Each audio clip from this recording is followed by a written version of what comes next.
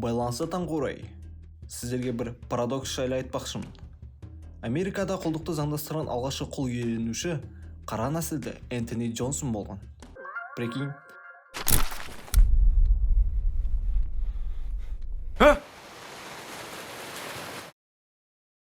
Ол Анголадан шыққан. 1919 жылы Джеймстаунға келгенде оның есімі Антонио болған. Оны даттық бір адам басқа да құлдармен бірге алып келіп, колонист Натаниэл Литлтонға құлдыққа сатқан. Америка жаңадан ашылған колония әрі жұмыс құлдарына мұқтаж болғандықтан тұрғындар құлдарды сатып ала берді.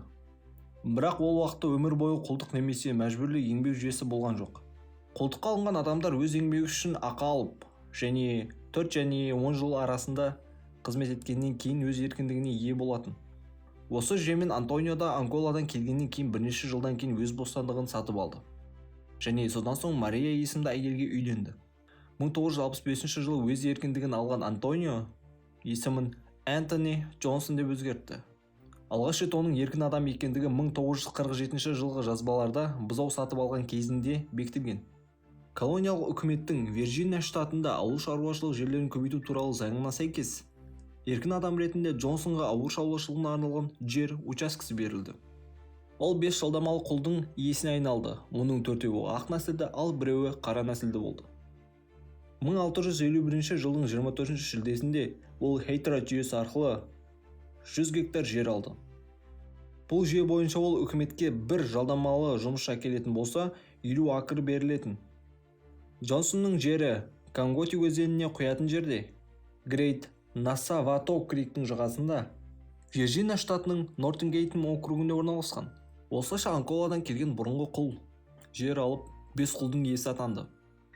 Энтони Джонсонның қара нәсілді плантатор ретінде келесі рет аталуы 1654 жылы болды. Ол өзінің ақ нәсілді көшісіне қарсы шағым түсірді. Себебі оның қызметшісі Джон Кейзер қашып көшісінің үйін паналаған. Осылайша бұл іс сотқа дейін жетті. Кейзер сотта Джонсон оны заң бойынша тиісті мерзімнен ұзағырақ ұстап отыр деп айыптады. Мұндай шағымдар сол кездерде өте жиі кездесетін және әдетте сол қызметшілерді қолдайтын.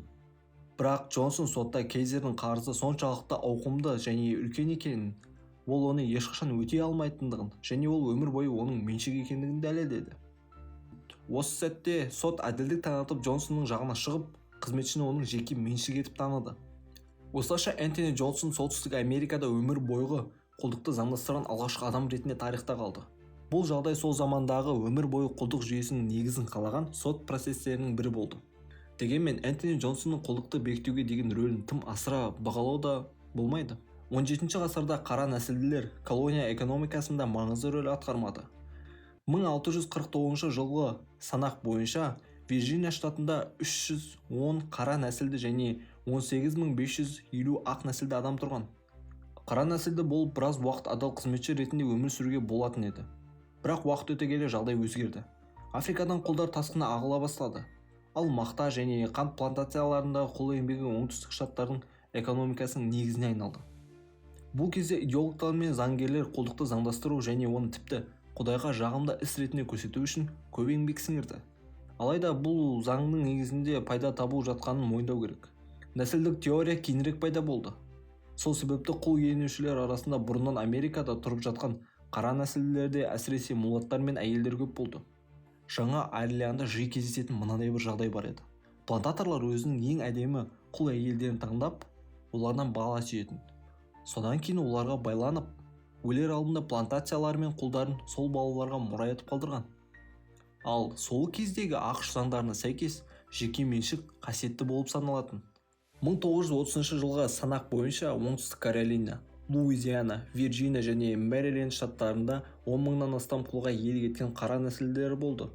1860 жылдың басында Луизиана штатындағы Ивервилл округінің ең бай құл иеленушілері 2 қара нәсілді адам еді. Огюст Дубукледе 1200 акр жері мен 94 құлы болды.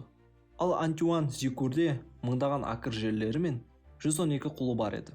Ал 1790 жылғы санақ бойынша оңтүстік Каролинаның Чарльстон қаласында қара нәсілді отбасылардың 35%-ның әрбірінің әрқайсысының өздерінің құлдары болған. 1800 жылы осы қалада әрбір үшінші еркін қара нәсілді адам қол ұстаған. 1860 жылы Жаңа Орлеанда, яғни Луизиана штатында тұратын 10.689 еркін қара нәсілділердің 3000-нан астам жеке меншік құлдарға ие болған. Луизианада тұрған қара нәсілді жесір әйел Кари Черс ханым және оның ұлы 152 құл ұстаған. 1860 жылы оңтүстік Каролинада 137 және кейбір деректер бойынша 125 қара нәсілді құл иеленуші болған. Ал оңтүстік Каролинада олардың саны 69 еді. Оңтүстік Каролинада ең бай қара нәсілді құл иеленушілердің бірі Уильям Эллисон кіші болатын. Оның 100 акр жері және 69 құлы болды. Азаматтық соғыс басталғаннан кейін Эллисон өзінің құлдарын конфедерация армиясына көмекші және қызметші ретінде жіберді. Ал оның немересі Джон Уилсон Бункер 1867 жылдың 27 наурызында оңтүстік Каролинаның бірінші артиллериялық полкіне қосылып, соғыстың 2 жылын сонда өткізді.